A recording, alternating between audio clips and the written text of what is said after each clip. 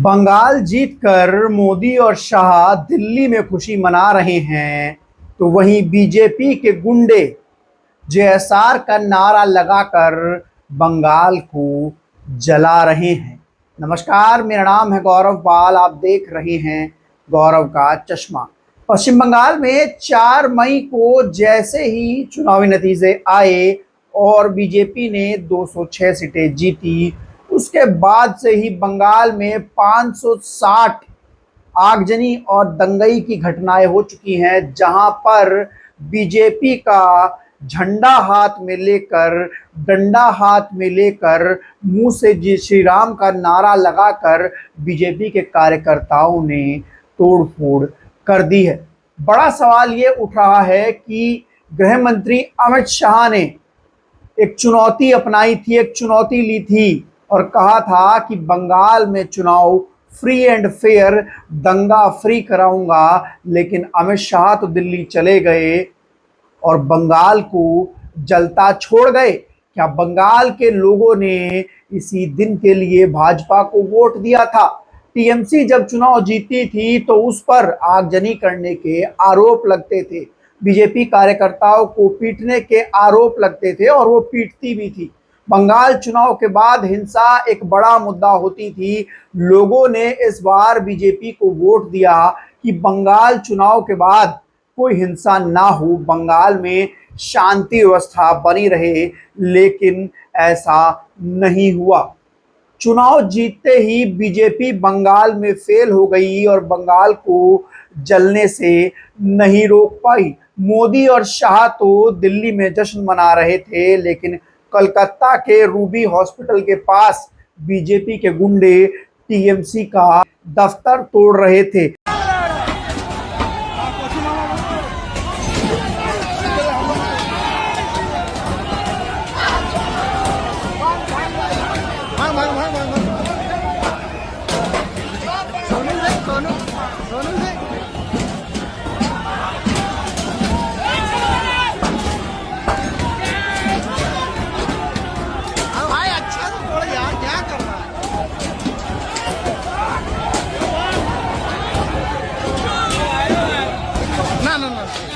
आसनसोल में भी टीएमसी का कार्यालय तोड़ा गया।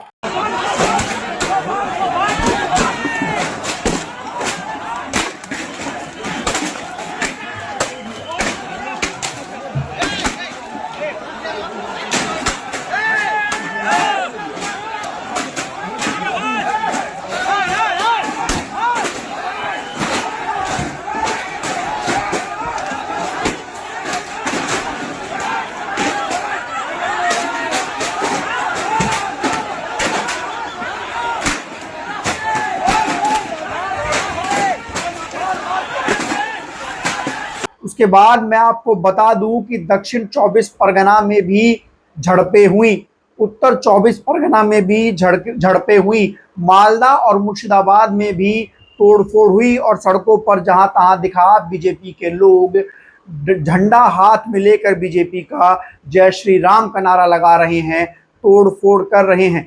यहां तक कि ममता बनर्जी के रिश्तेदार जब पोलिंग बूथ पर पहुंची तो वहां पर भी उनके सामने जय श्री राम का नारा लगाया गया।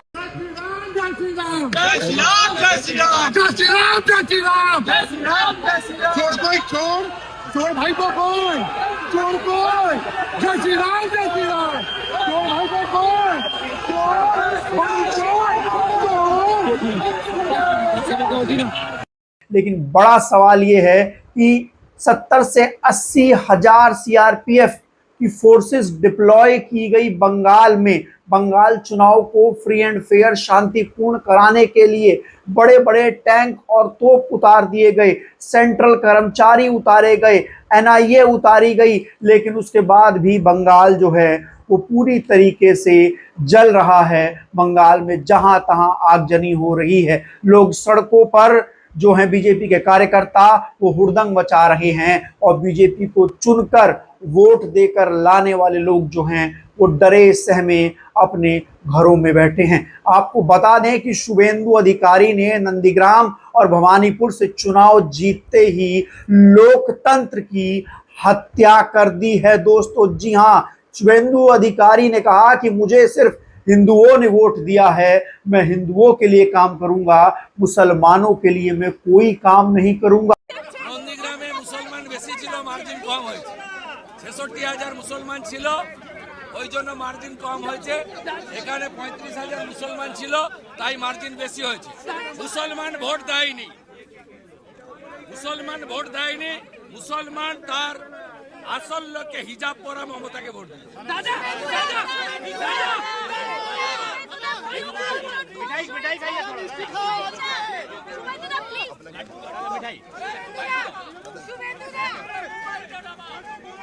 दादा दादा शुभेंदु ने कई कैबिनेट मंत्री हार गए, क्या बोलेंगे?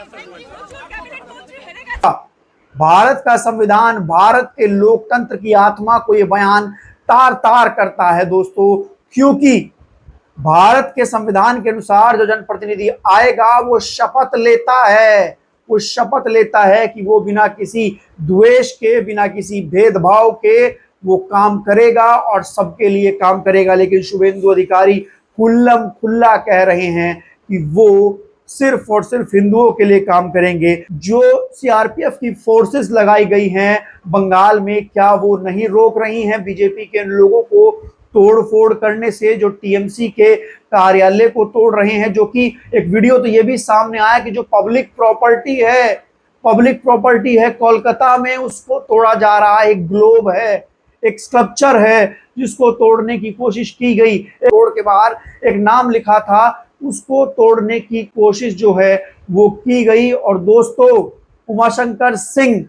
जो कि एक बहुत बड़े पत्रकार हैं, उन्होंने सवाल पूछा है, उन्होंने सवाल ये पूछा है अमित शाह से कि अमित शाह जी, आपने तो वादा किया था कि आप बंगाल में चुनाव शांतिपूर्ण कराएंगे और चुनाव के बाद 6 महीने तक भी बंगाल में फोर्सेस रहेंगी, तो अभी भी बंगाल में फोर्सेस मौजूद हैं, तो फिर चुनाव में शांति क्यों नहीं बरती जा रही है?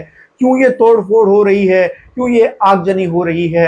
ये सवाल जो है वो तमाम लोग पूछ रहे हैं बीजेपी से कि क्या बीजेपी ने बंगाल को टीएमसी की तरह ही तोड़फोड़ करने के लिए, जलाने के लिए जीता है, या फिर बंगाल का विकास करने के लिए जीता है? ये सवाल उठ रहा है दोस्तों। आप इस पर क्या कहेंगे? बंगाल में बीजेपी की जीत के बाद जिस तरीके से बीजेपी के कार्यकर्ता तांडव मचा रहे हैं, एक वीडियो और सामने आया जिसमें एक महिला को, यानी कि जो ममता बनर्जी का रूप देकर एक व्यक्ति को साड़ी पहनाकर तैयार किया गया और सड़कों पर उसके साथ अभद्रता की जा रही है। यानी कि वीडियो में दिखाया जा रहा है कि ममता बनर्जी के साथ किस तरीके से बीजेपी के कार्यकर्ता सड़कों पर बदसलूकी कर रहे हैं। एक व्यक्ति है जिसको साड़ी पहनाई गई है, जो ममता बनर्जी का रोल एक तरीके से अदा कर रहा है, और उसके साथ बीजेपी के कार्यकर्ता लाठी मार मार कर छेड़खानी कर रहे हैं। बड़ा सवाल यह है कि अभी एक हफ्ता पहले तक बीजेपी जो है वो विपक्ष को नारी विरोधी कह रही थी, महिला विरोधी कह रही थी, लेकिन अब खुद बीजेपी के कार्यकर्ता ममता बनर्जी जो कि एक महिला हैं, उसके साथ इस तरीके से अपमान करते हुए दिख रहे हैं। हालांकि कल ममता बनर्जी ने खुद आरोप लगाए थे कि उनके साथ